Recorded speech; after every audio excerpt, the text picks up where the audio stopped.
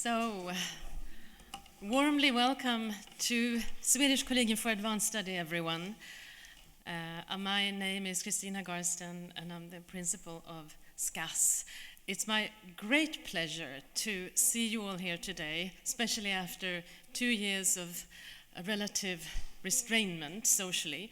So it's just wonderful to see familiar faces, new faces, and I'm honored to welcome you.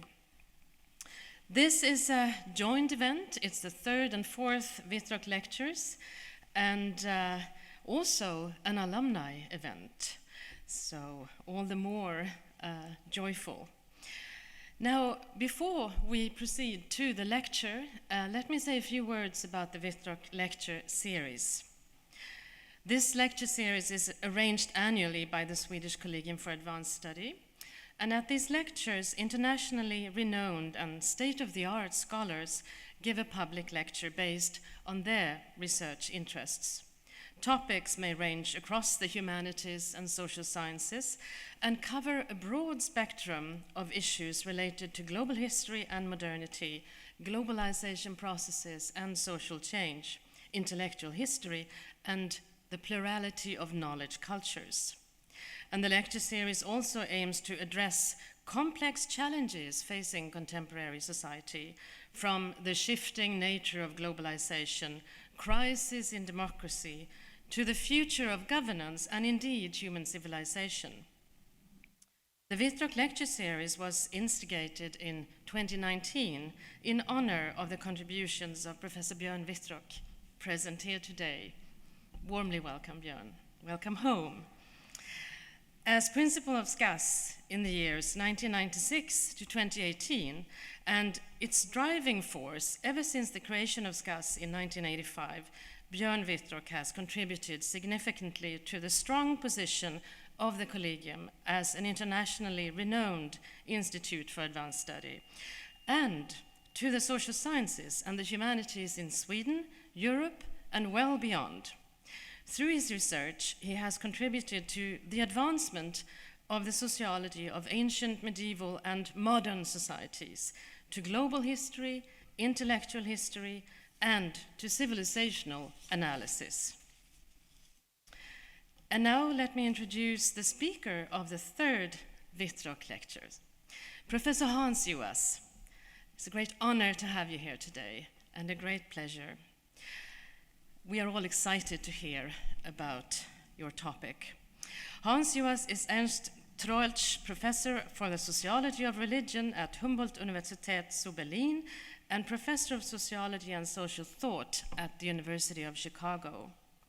For many years, he was a non-resident long-term fellow of the Swedish Collegium for Advanced Study, and so played a very important role in shaping SCAS to what it is today.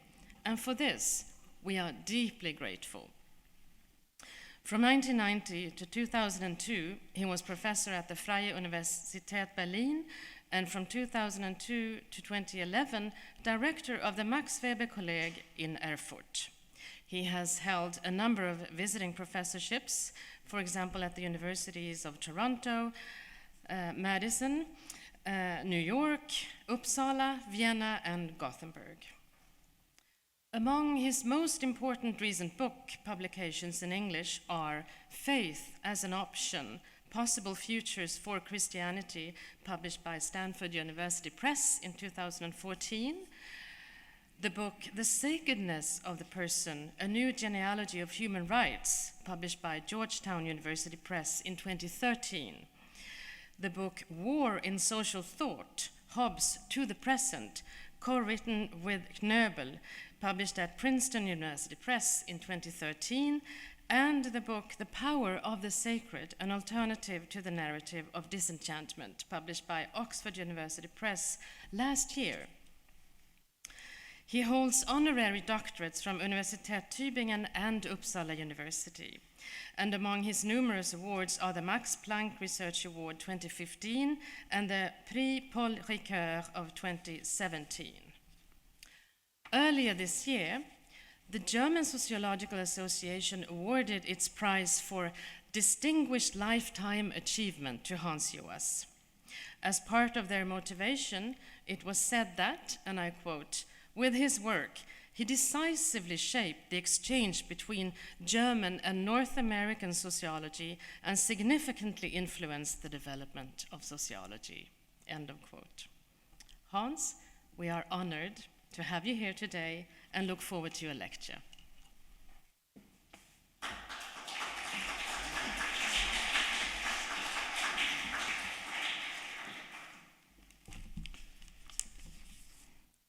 Good morning, dear Björn, dear Christina, dear Linda, dear Anders. Ladies and gentlemen, 44 years have passed since I first came to Uppsala. It was the World Congress of Sociology, organized by the great Swedish sociologist Ulf Himmelstrand, that brought me here in the summer of 1978, when I was just finishing my doctoral dissertation. The long train ride through southern and central Sweden made me fall in love with the Swedish landscape. And from that point in time on, for the following years, my family and I spent our vacations here on a regular basis. 33 years have passed since I first met Björn at a conference he had organized at Skass, when it was still located in the royal castle. On that occasion, I immediately had the feeling of a deep intellectual and personal affinity with Björn. A first impression that has been completely confirmed over the following decades. 30 years have passed since I first came to the Swedish Collegium as a fellow, a stay that allowed me to finish my book on the creativity of human action. Since then, so many things in my life have had a relation to Skass and Uppsala that they cannot really be enumerated here. Other extended stays as fellow, innumerable meetings of selection committees, conferences and other events, like the secret planning of a Festschrift für Björn that I edited together with the late Barbro Klein. But also lectures at Uppsala University and at the Newman Institute, founded and run by the Jesuit community here in Uppsala. Above all, I have to mention the unforgettable Baroque ceremony when I received the honorary doctorate from this great university. So aren't there any negative things to say? Well, I once broke my arm on an icy street in the Uppsala spring, and the emphasis is on the word spring. And once I developed, immediately upon arrival, a mysterious skin rash, an allergic reaction, when the doctor in the university hospital, obviously having a non-Swedish background, could not find out what had caused it. He asked me whether I might be allergic to Sweden as such. Definitely not, was my answer.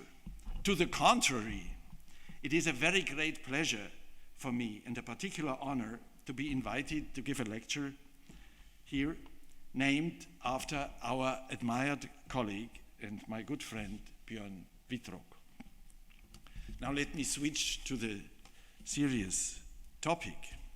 I start with a few remarks about the present debates about racism. Racism is currently on everyone's lips as a hot topic and as a rebuke.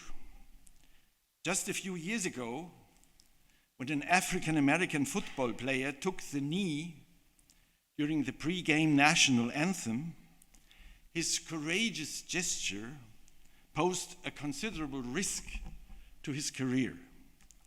Today, entire teams emulate him without fear of consequence, and they attract little attention. Monuments to slave traders and slaveholders are toppled, as are those to heroes of colonialism or the Confederate States Army, the armed forces of the southern states in the American Civil War. The image of some of the greatest statesmen of the Western world, from Woodrow Wilson to Winston Churchill, is changing dramatically as their attitudes to racial segregation or colonialism are reconsidered. Even the early history of the European unification process after the Second World War appears in an unfavorable light if we view the efforts to maintain France's colonial empire in Africa as part of it. Certainly, critics often overshoot the mark when, for example, they propose renaming all streets referring to historical figures considered racist today. Yet it seems fair to say that there has been a surge in sensitivity and public awareness that was long overdue. All those seized by the ethos of universal human dignity will welcome this, along with the struggle against anti-Semitism and its possible resurgence. Yet, the nascent sense of positivity about this moral shift in a universalist direction is mixed with skepticism. I will mention 3 of the reasons why. First, the term racism has expanded well beyond its original meaning. The motives at play here are understandable. In addition to the denigration of Jews, blacks, and other groups of people anchored in a pseudo-scientific racial biology, there are attitudes that are more superficial but do not ultimately differ substantially from racial ideologies. Yet not every interpersonal prejudice or every group-based privilege or disadvantage should be denounced as racist. It must remain possible to advocate restrictions on immigration without being suspected of racism. When even the discrimination against women in the Catholic Church, undeniable as it is branded racism, as it happened in a publication by a well-known German theologian, the word ceases to have any clear meaning. And the more the term plays a role in law, the more urgently we need to ask who has the power to define what constitutes racism. The second source of skepticism relates to the idea that the explanation for the socio-structural disadvantages of certain groups can mostly be found in personal attitudes, and that changing these personal attitudes is therefore the royal road to overcoming discrimination. One of the great strengths of the social sciences, however, is their capacity to go beyond and often challenge the seemingly plausible beliefs of everyday life and to uncover the true causal relationships through empirical research.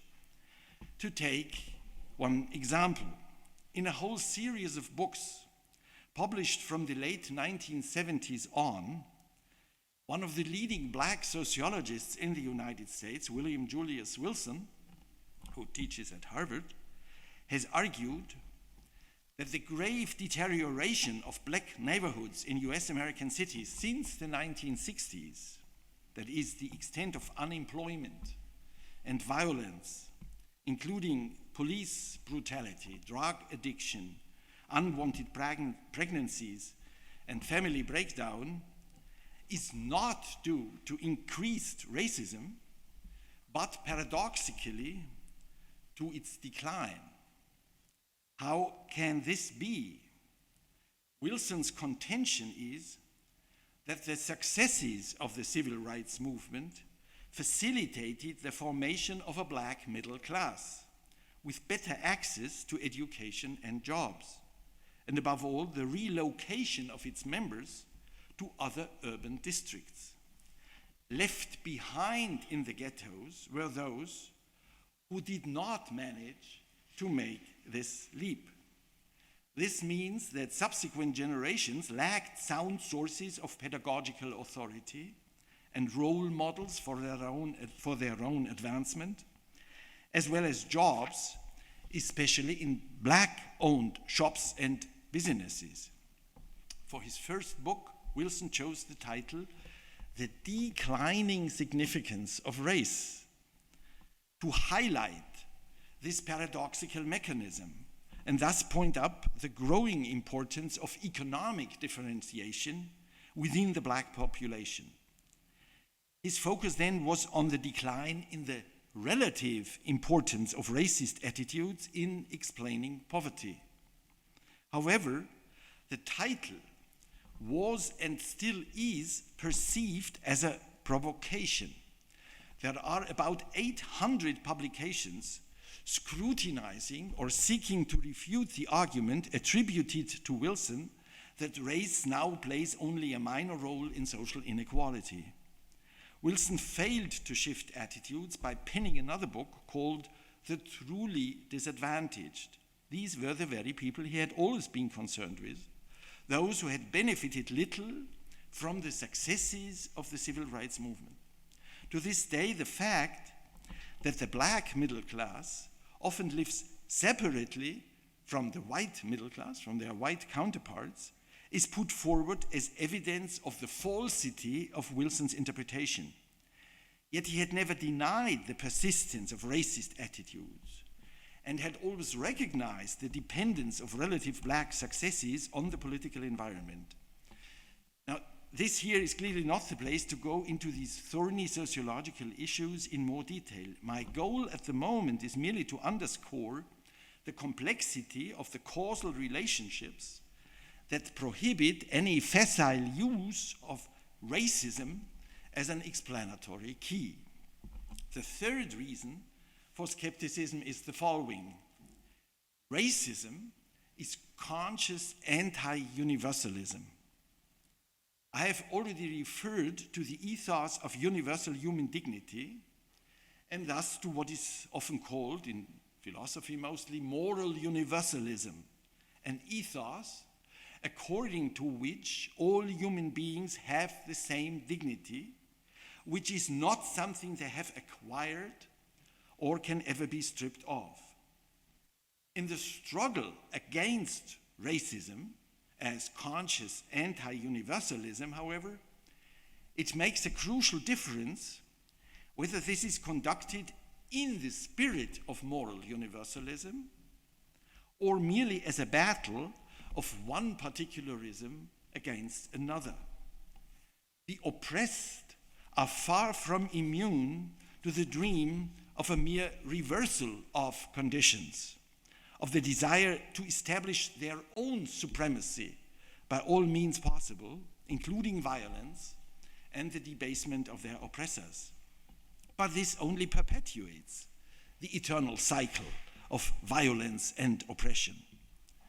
In the Jewish and Christian religions, on the other hand, though in certain other traditions as well, there is an inherent potential to break this cycle, to achieve reconciliation and expand universalism, though it must be acknowledged that this potential has often been lost or has dwindled time and again. In such cases, these religions betray their original impulses and become nothing more than another particularism. That is, they are oriented towards the welfare of their own members rather than that of all human beings. In Christianity, for example, we can discern the early devaluation of Judaism's universalist aspirations and the rise of a self-image according to which only Christianity, in contrast to Judaism, is thought to be truly universalist. This trade played a major role in Christian anti-Judaism, and later, when fused with racial theories in the narrower sense, in modern anti-Semitism in Christian circles. Religions, that's the kind of crucial thesis now of the whole talk, are not self-contained doctrinal systems existing independently of culture and era. Their contribution to moral change can therefore be highly varied, even contradictory.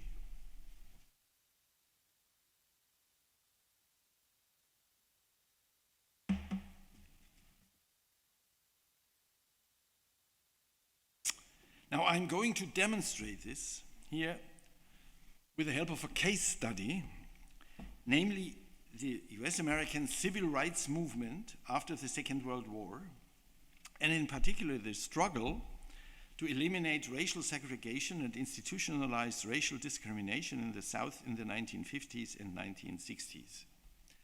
This case is intended to be representative of Christianity and the Western world, and to demonstrate the complexity of the relationship between Christianity and moral universalism.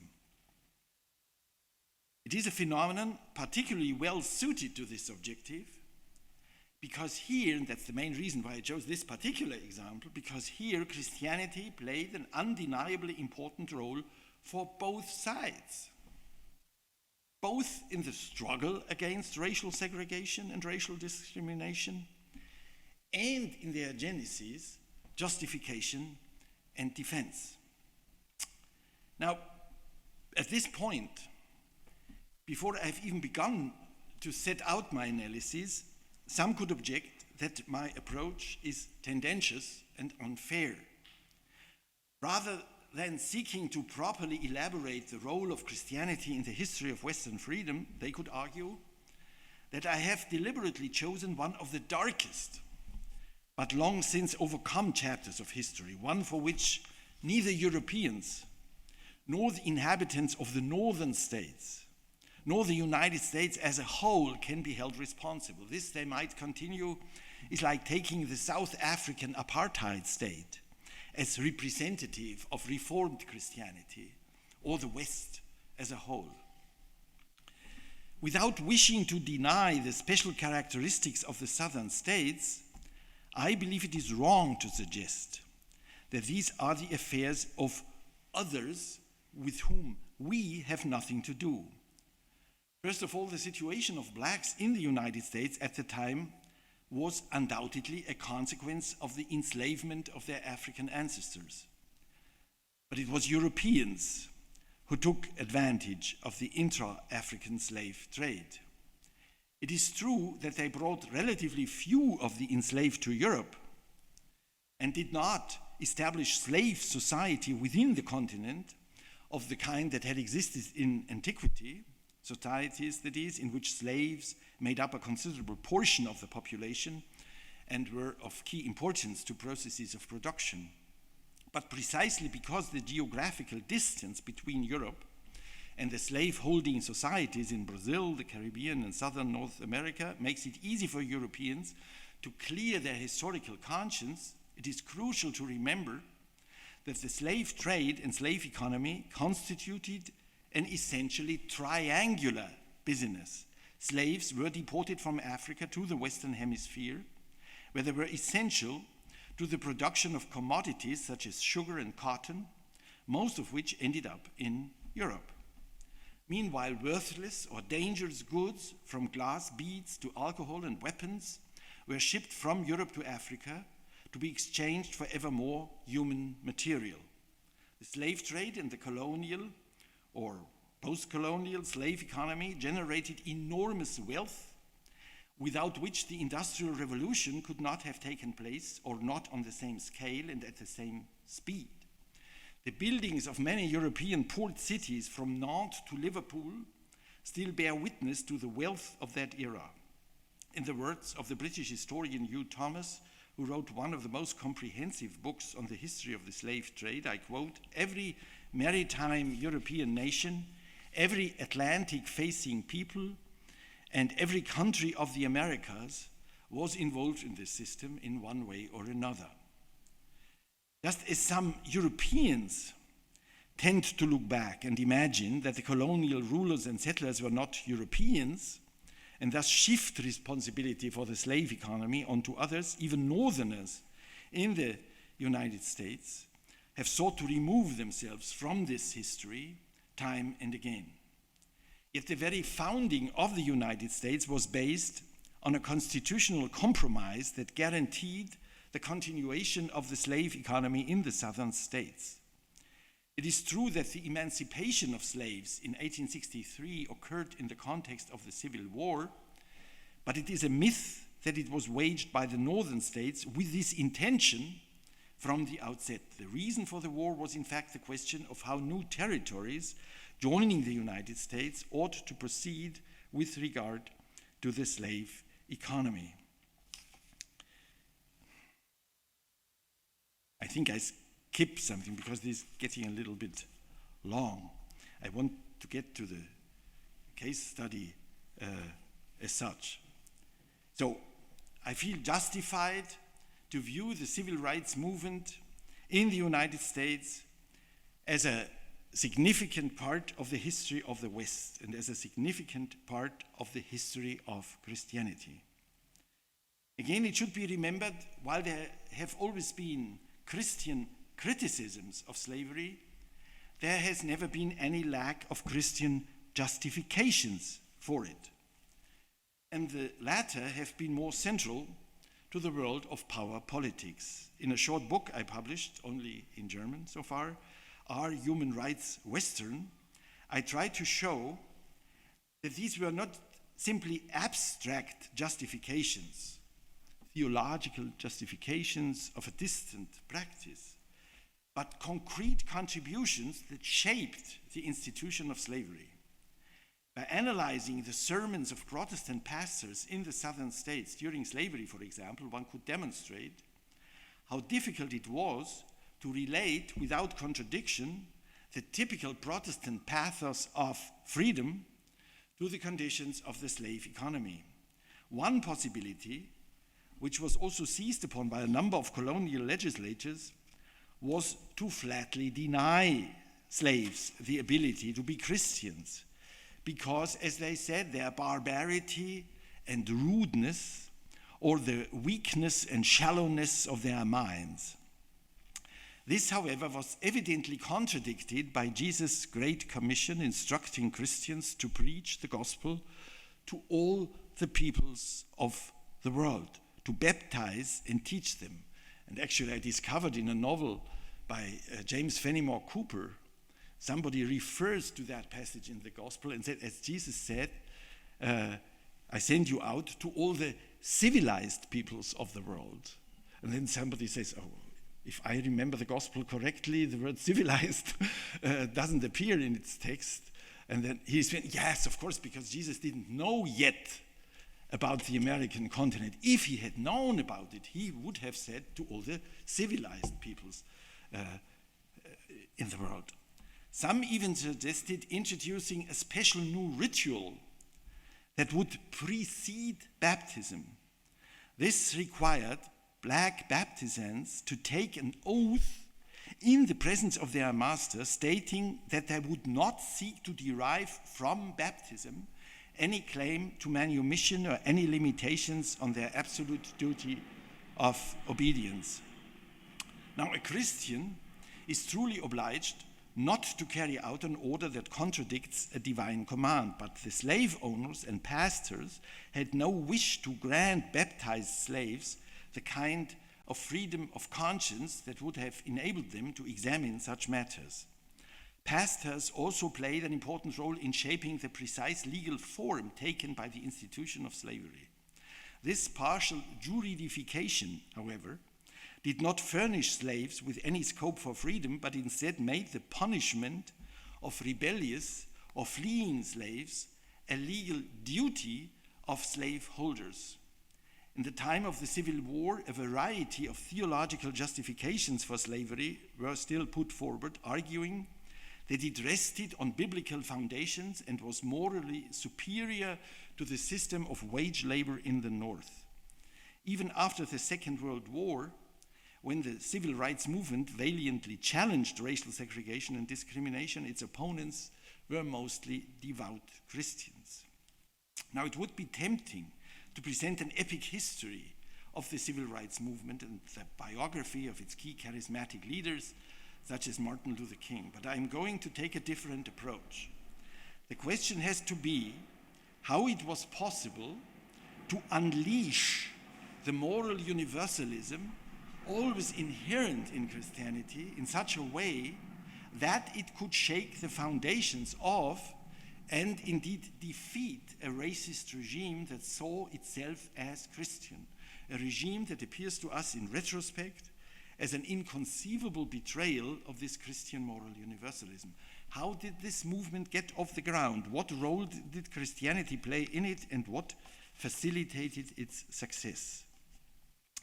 This is not simply a matter of explaining a social movement like many others, but one that sought in its aims and methods to uphold high moral standards far beyond the representation of its own interests. And I'm tempted to say, despite this, but perhaps because of it, was successful. In American history, it has a precursor in the anti-slavery movement of the 19th century. Now, in one of my books, to which Christina referred, The Sacredness of the Person, I developed an explanatory model for the emergence and success of this movement that I now wish to apply to the civil rights movement while simultaneously reassessing its validity. This model of successful moral mobilization has three components. I will mostly deal with the first here, almost completely leave out the second, say a few words on the third. The first component I call, and now don't get confused when you first hear it in a kind of historical sociological language, the intensification of the motivation for the practical implementation of a universalist morality that already exists in principle. So the intensification of the motivation for the practical implementation of a universalist morality that already exists in principle. Less awkwardly, more elegantly, we might call this the prophetic character of the civil rights movement. Prophets refer to an existing morality that has become canonical, but they assail current grievances as blatantly at variance with this morality and proclaim them grounds for radical change. If a prophet is listened to, which is by no means certain, then great collective processes of moral reorientation may be set in motion that cannot be traced back to the interests of those involved. This is because interests are not simply givens, but have to be defined and may in fact be completely redefined through such moral processes. Since the anti-slavery movement of the 19th century was neither primarily interest-driven nor chiefly state-oriented, it clashes with the assumptions of those social movement researchers for whom the representation of interests vis-à-vis the state constitutes the essence of social movements. The conventional notion that social movements not dominated by material goals only emerge under post-industrial conditions, which is why reference has been made to new social movements since the 1970s, is also unsettled if this moral mobilization in the 19th century is taken more seriously. Was the civil rights movement a prophetic movement? For a long time, no one would have doubted it. As early as the 1960s, and even more so after Martin Luther King's assassination in 1968, an image of this movement emerged in which King was virtually idealized as a prophet and martyr, and the movement was traced back largely to inspiration emanating from him and his leadership. Historical research soon corrected this notion. Today we know so much more about the role of supporters, co-authors of his writings, even with respect to his most important initiatives and texts, about the complex prehistory and ambivalent post-history of the civil rights movement, that it has become far more difficult to sustain such an excessively personalized view. Great benefits have flowed from the countless local and regional studies that have brought to light the relative autonomy of grassroots activities, in particular also those of black women in the South. More than these studies, however, investigation of the long-term antecedents of the civil rights movement caused the pendulum to swing in the opposite direction.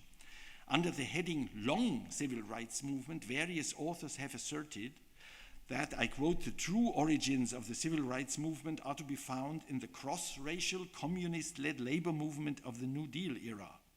On this view, it was not black men of the middle class in tie and collar who brought about the great changes, but radical socialists before the Second World War, presumably devoid of tie and collar.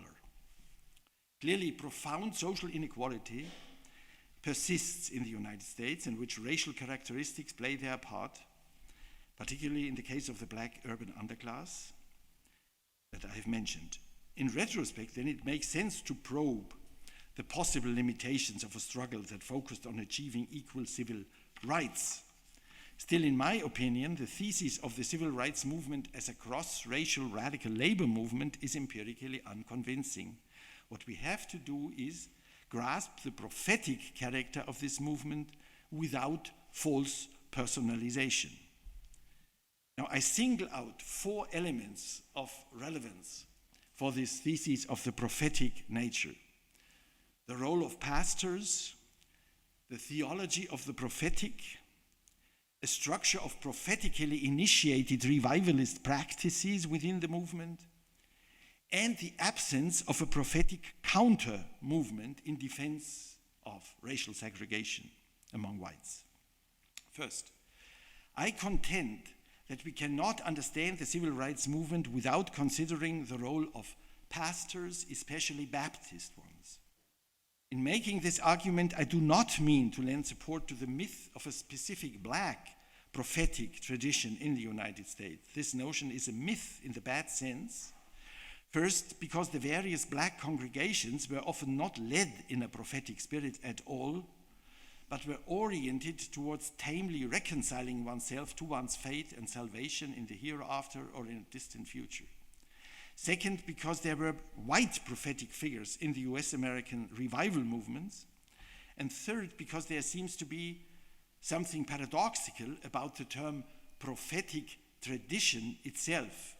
Although prophets do refer to a tradition, this reference is always critical of the present and therefore risky. A prophet who encounters no resistance at all is probably not a prophet. Prophetic speech may be mere rhetoric, that is cost-free, posturing courageousness and opportunism vis-à-vis the powerful. Here then, tradition can only authentically consist in a risky orientation towards scattered role models from the past. As I see it, then, there is no black prophetic tradition underpinning the civil rights movement, but black pastors did indeed play a hugely important role in it. The classic of black sociological self-exploration in the United States, W.E.B. Du Bois' 1903 book, The Souls of Black Folk, already identifies 3 things as characteristic of slaves' religion: the preacher, the music, and the frenzy, the latter referring to a state of ecstasy or rapture. Here the role of the preacher was claimed to be the most characteristic feature developed by, I quote, the Negro on American soil: a leader, a politician, an orator, a boss, an intriguer, an idealist. All these he is, and ever too the center of a group of men, now 20, now 1,000 in number, end quote, Du Bois. We will only fully grasp this when we understand that the position of preacher or pastor among the radical heirs to the Reformation, such as the Baptists, was bestowed by the congregations themselves, and not, as in the Catholic Church, by a hierarchical institution, that it required no formal academic qualifications, as it did among the Lutherans, and that this office was therefore practically the only one open to talented young black men beyond unskilled manual labor or domestic tasks during the era of slavery and beyond. There was, after all, a general prohibition even on teaching blacks to read and write, or employing them in jobs that required these skills. I quote from Taylor Branch's biography of Martin Luther King, "Religious oratory became the only safe, marketable skill, and a reputation for oratory substituted for diplomas and all other credentials," end quote. The situation after the Second World War was, of course, already different, in that the 20th century saw the slow spread of school education for blacks in the southern states and the establishment of institutions of higher learning for blacks, such as seminaries in the southern states as elsewhere. Black congregations became further differentiated along social lines, as an emerging black middle class often wanted nothing to do with the forms of worship characteristic of illiterate agricultural workers, Du Bois' frenzy.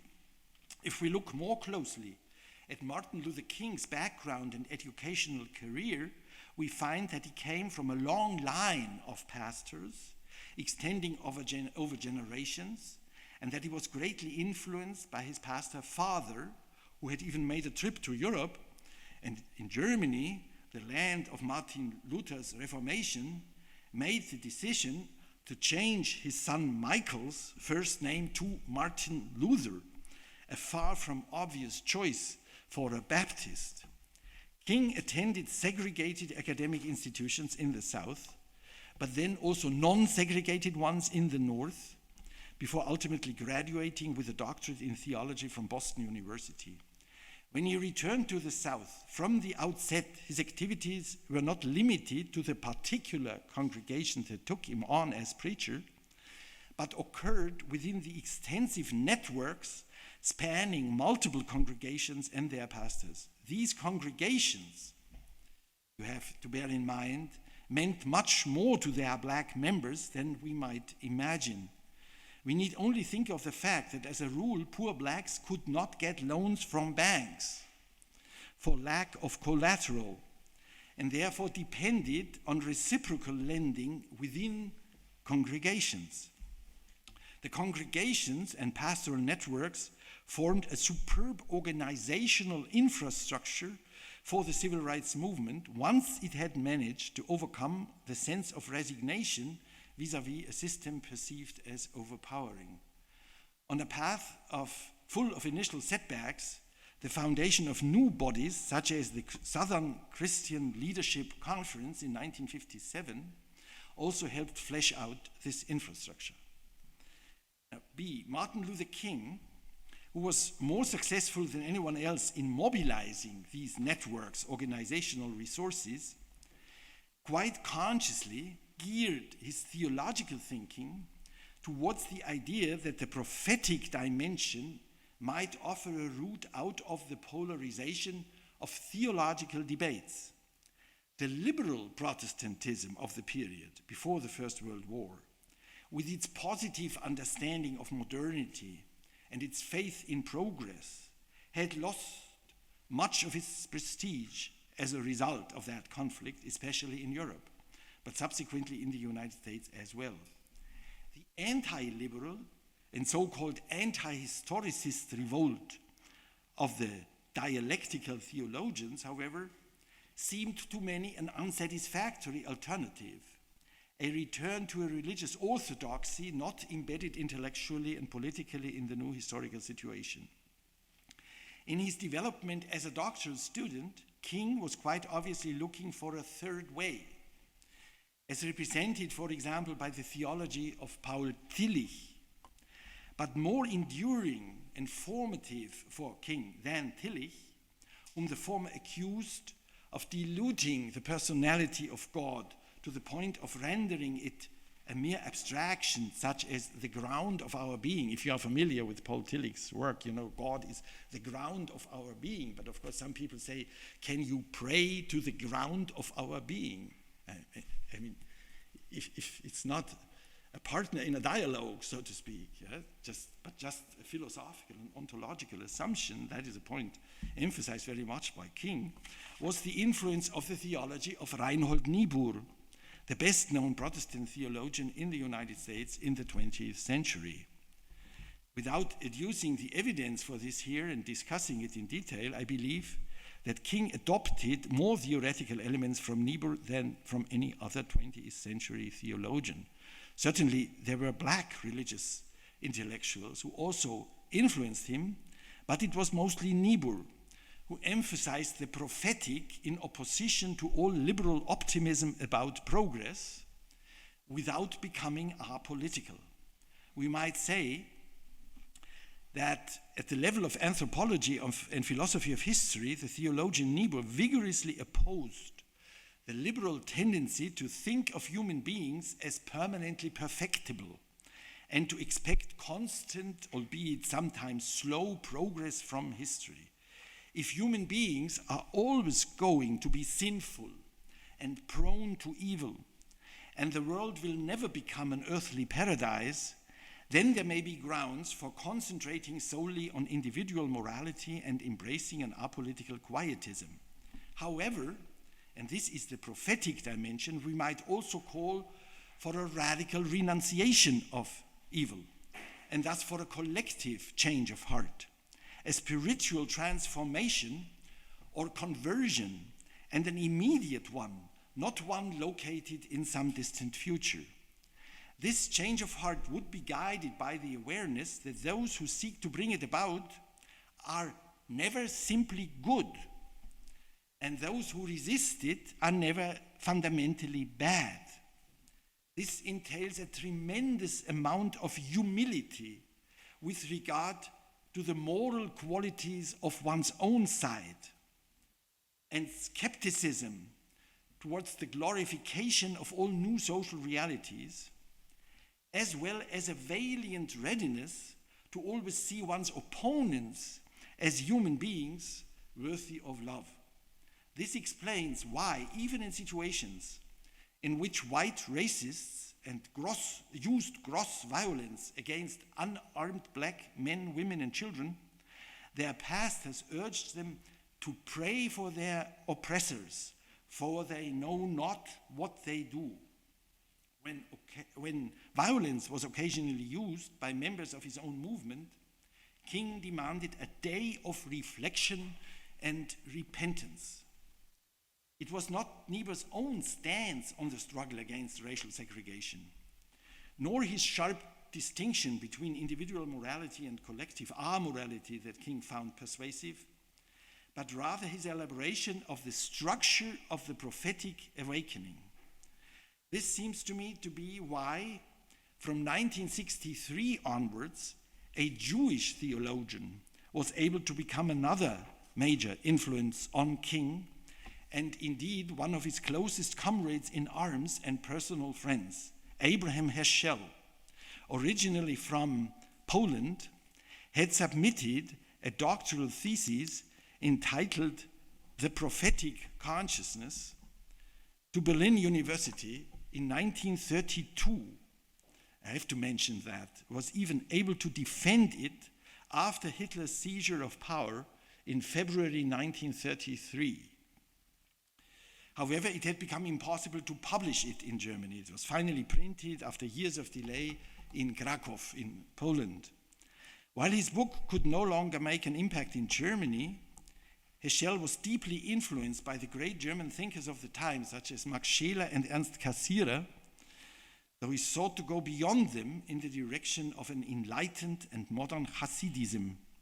This brought him close to, but also clearly into competition with Martin Buber. King and Heschel met in 1963 at the Race and Religion Conference in Chicago.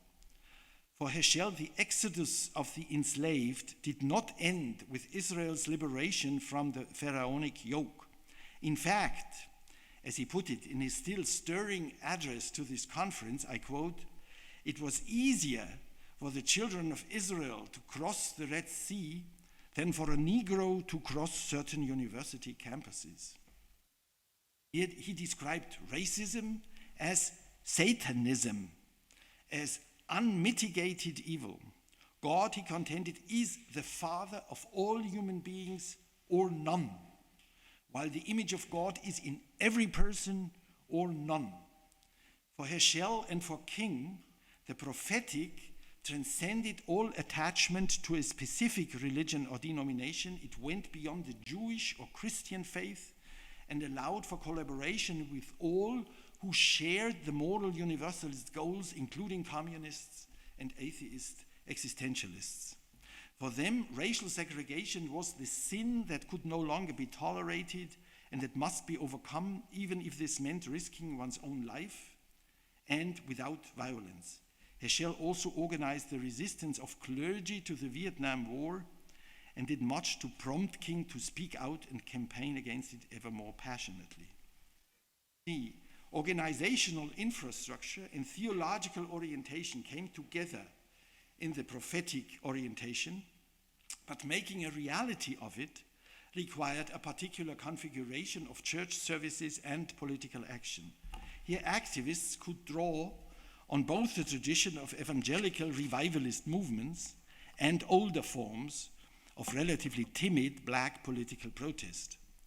I've already mentioned music and frenzy in the context of religious worship. But of course, the revival movements aimed far beyond the circle of regular churchgoers, at all sinners, at all human beings as sinners. In his 1902 masterpiece, In the Psychology of Religion, The Varieties of Religious Experience, a book that is of crucial influence on my work, William James attributed the strength of such revival movements in Protestant-influenced cultures to the absence of the sacrament of confession there.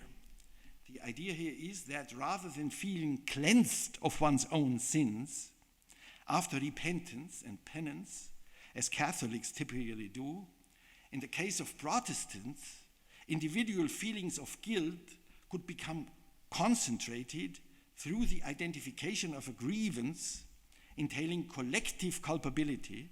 Such sentiments could then be transformed into a powerful force for collective moral mobilization.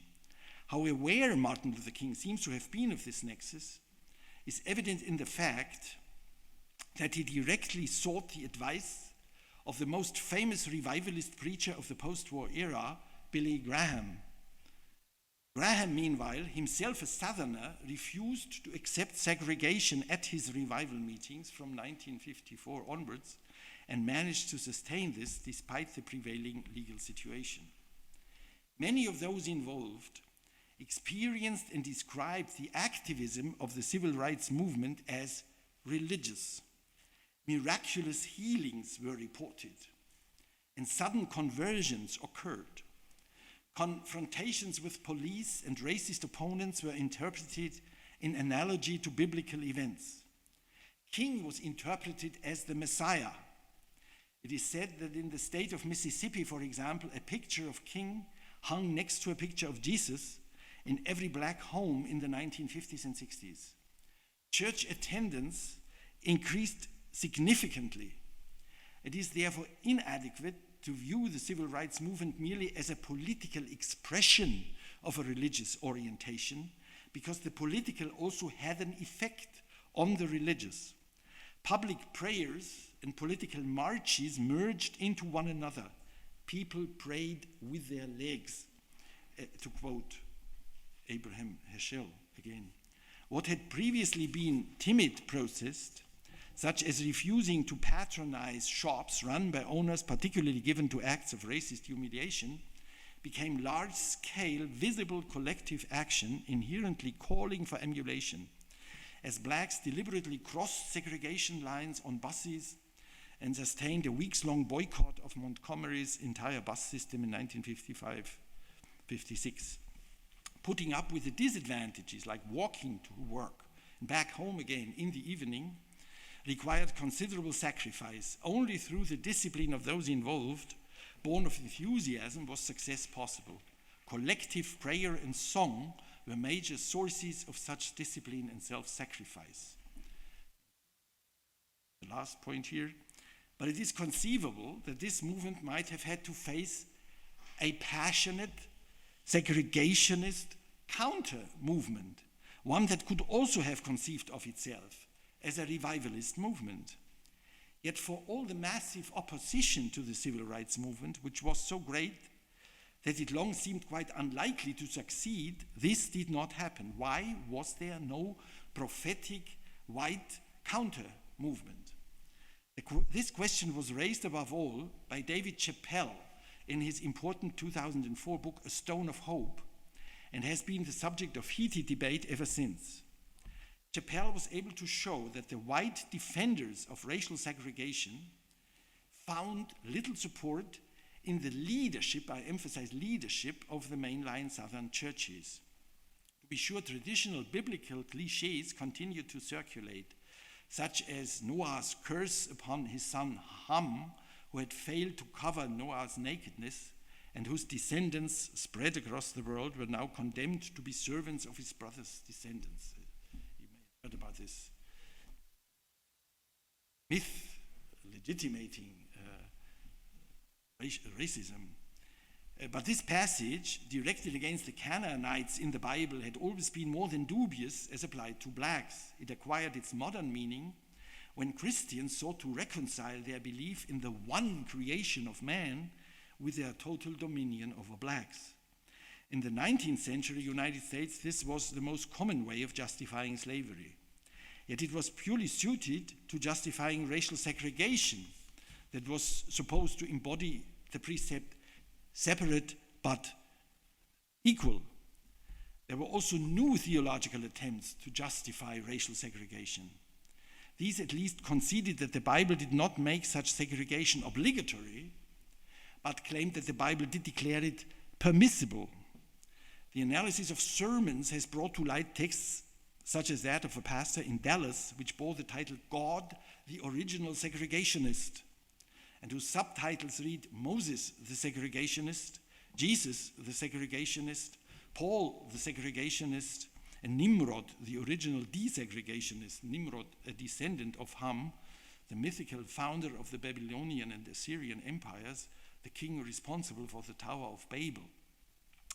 Warnings about sexual relations between members of different races also seem to have occupied a great deal of space in those sermons.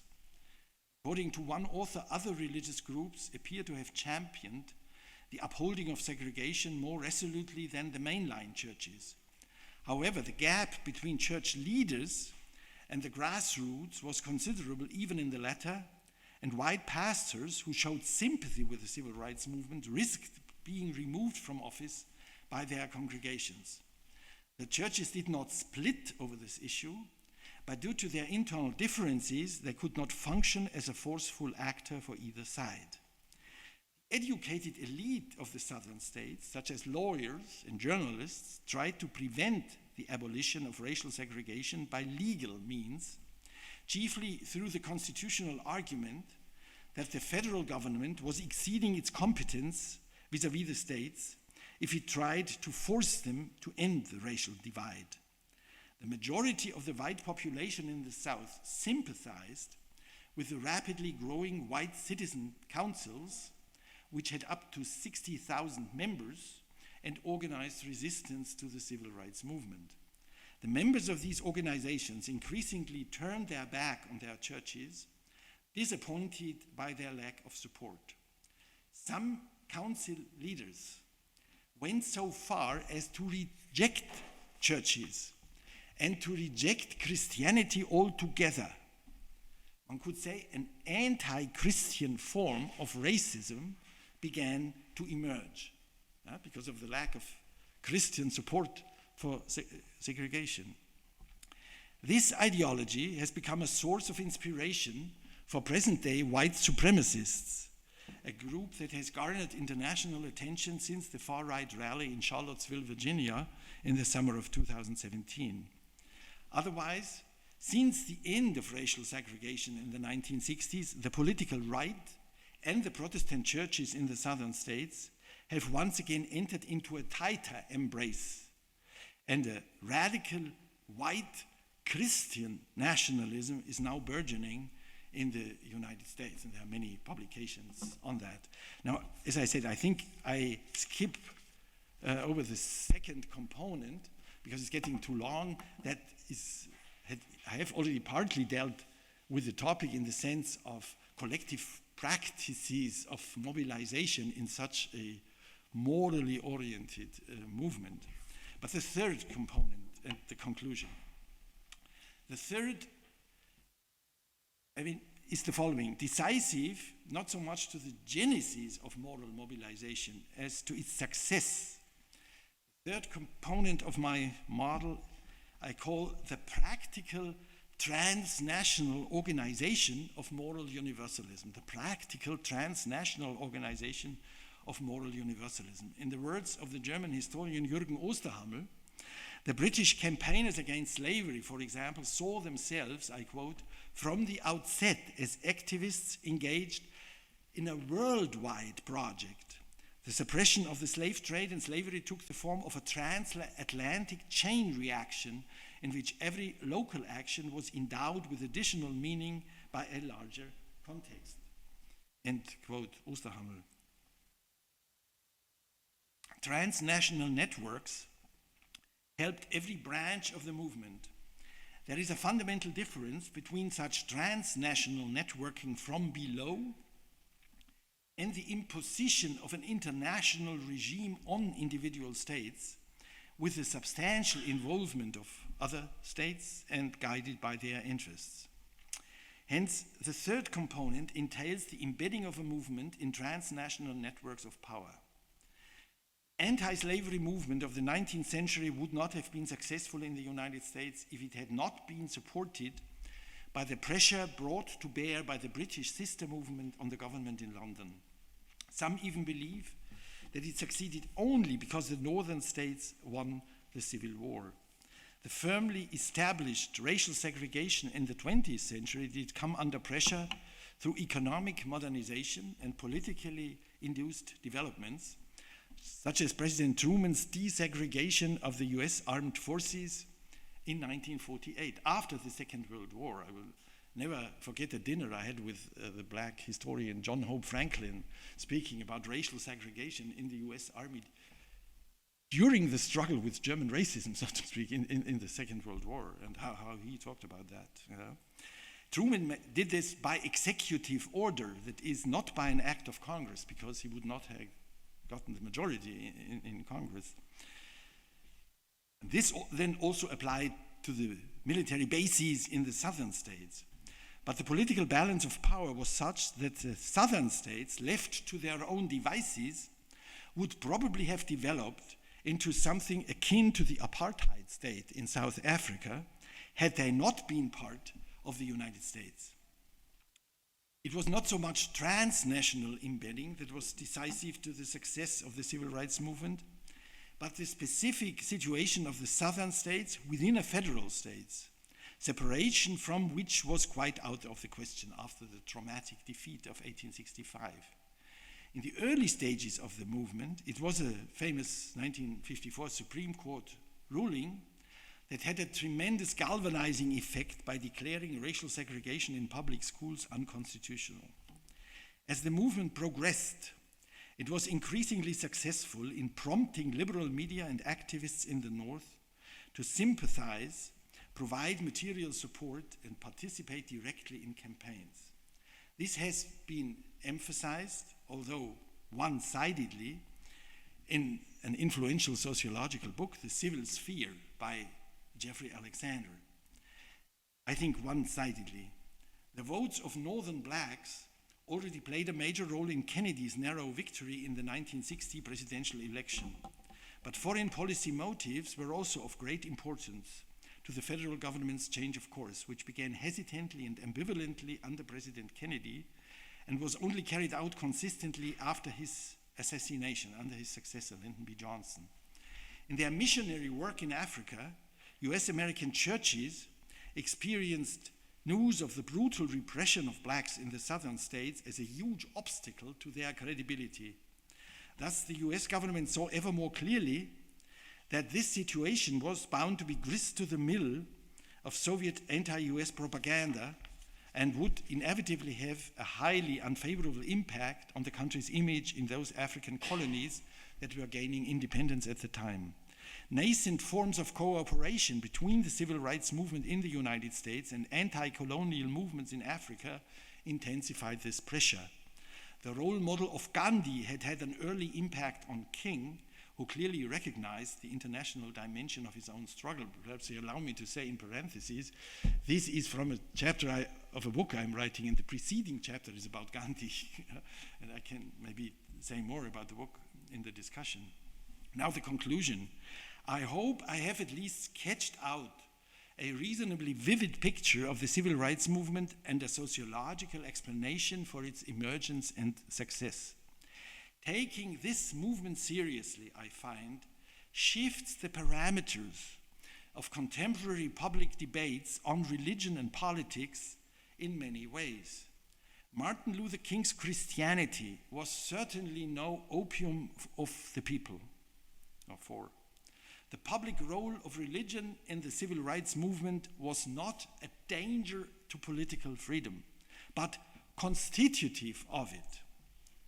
Those who echo Max Weber's famous diagnosis of an age alien to God and bereft of prophets, in which we are allegedly living, should ask themselves how this analysis stands up to such a prophetic movement of the 20th century and its fusion of love and justice. These considerations within the framework of a historical sociology of social movements also have, I would like to emphasize, a moral philosophical dimension. In contemplating cases in which a universalist morality wins through, we cannot simply attribute this to the power of rational motivation or reason-based insights. We have to ask where strong motivations and the capacity for sustained and effective action might come from, which traditions and experiences nourish them, and in which circumstances they come to prevail. As we've seen, the US American civil rights movement was not driven by liberal, emotionally moderate intellectuals trusting in the unconstrained power of the better argument, but by a deeply religious, life-transformingly passionate, non-violently compelling movement in which deeply Christian black men, women, and children, most of whom had had a minimum of formal education, played a decisive role. Yet Christianity cannot claim superiority with respect to moral universalism on this basis, because Christianity was also used to justify slavery and racial segregation. The relationship between religion and moral change is more complex than imagined by those who either declare a particular religion the source of universalist morality, or conversely believe liberation from religion to be a prerequisite for moral progress. Religions are influenced by moral developments in their self-understanding and influence them in turn. Moral universalism is an ongoing challenge for all of us and will never be the possession of a particular tradition, whether religious or secular. Okay, thank you.